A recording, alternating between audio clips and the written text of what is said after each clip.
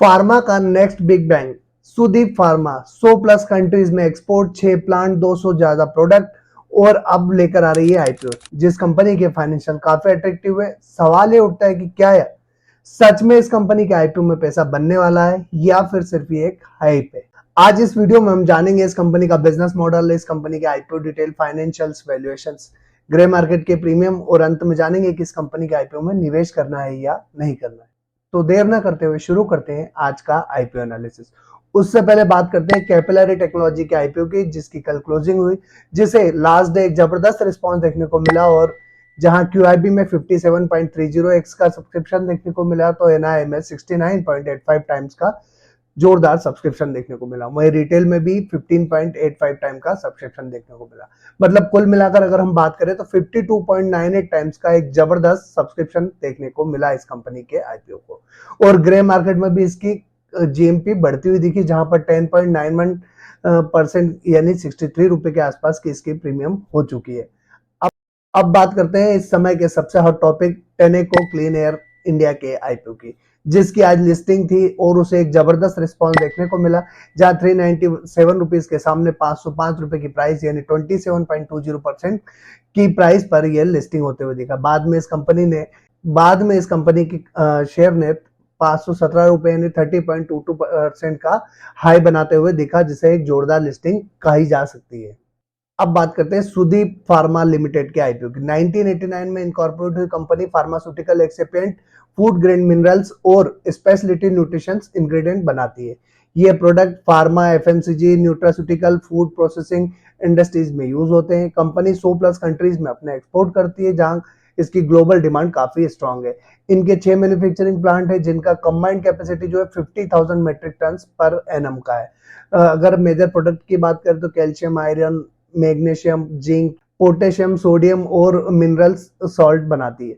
2024 के एंड तक कंपनी के पास 704 परमानेंट एम्प्लॉयज की एक स्ट्रॉन्ग टीम है। अब अगर हम कंपनी के प्रोडक्ट पोर्टफोलियो की बात करें तो कंपनी के प्रोडक्ट पोर्टफोलियो में मेजरली 3 वर्टिकल्स है, जिसमें pharmaceutical, food and nutrition business है, जहां पर pharma formulations, mineral based ingredients, food fortification products, nutrition based raw material, speciality ingredients business में customised excipient, high value niche ingredients, advance mineral salt, triturates में pre mixed ingredients, tablet manufacturing के लिए multi component blends, pharma companies के लिए ready to use material solutions.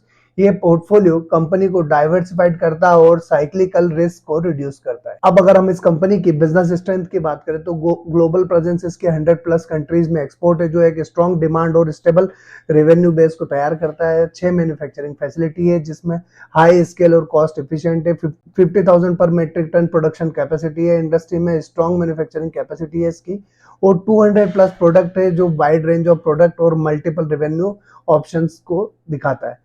Strong आर&डी team है, in house lab है, pilot scale facility है और consistent innovation company करती रहती है। ये कंपनी सर्विंग फार्मा, फूड और न्यूट्रिशन सभी सेगमेंट को कैटर करती है। अब बात करते हैं इस कंपनी के रेवेन्यू मॉडल की। तो ये कंपनी अपने लार्जेस्ट कस्टमर से 9.04% की रेवेन्यू जनरेट करती है।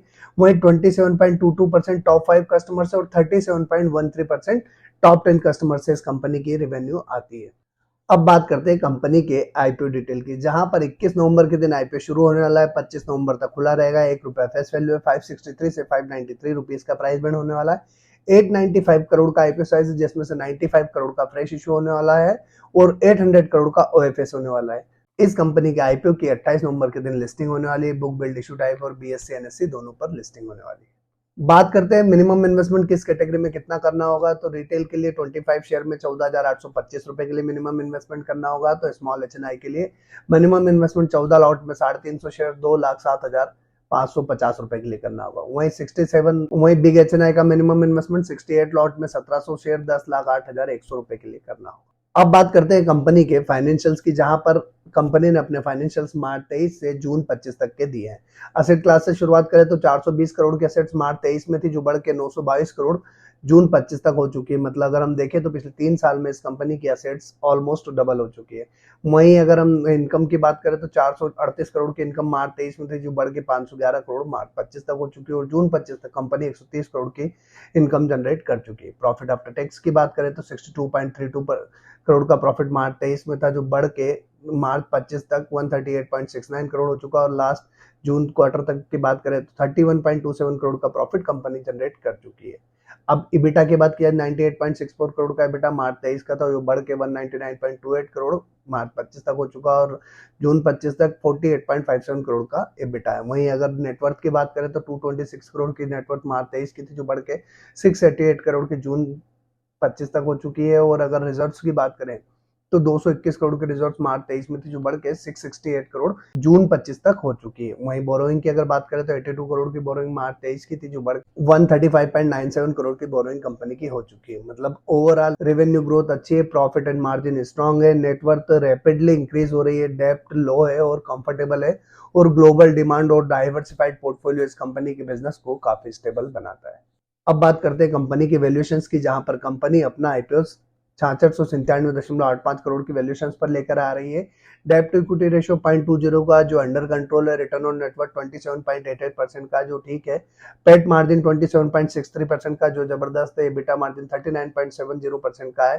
प्राइस टू बुक वैल्यू 12.93 का है, और ईपीएस 11.07 का। वहीं पी रेशियो की बात करें तो 53.55 का है। वैल्यूएशंस काफी एक्सपेंसिव लग रही है। लॉन्ग टर्म इन्वेस्टर को बिजनेस पसंद आ सकता है, तो उनके लिए एक इन्वेस्टमेंट अपॉर्चुनिटी हो सकती है, बट शॉर्ट टर्म लिस्टिंग पर पैसा बनेगा इसकी संभावना थोड़ी कम दिखती है। अब जरा इस आईपीओ से आने वाले पैसे का उपयोग कंपनी कहाँ करने वाली है वो एक बार समझ लेते हैं। Capital expenditure toward procurement of machinery for the production line located at Nadesari facility 1, जिसमें 75.81 करोड़ का उपयोग करने वाले हैं, और रिमेनिंग अमाउंट जो है वो जनरल कॉर्पोरेट पर्पस के लिए उपयोग में आने वाला है।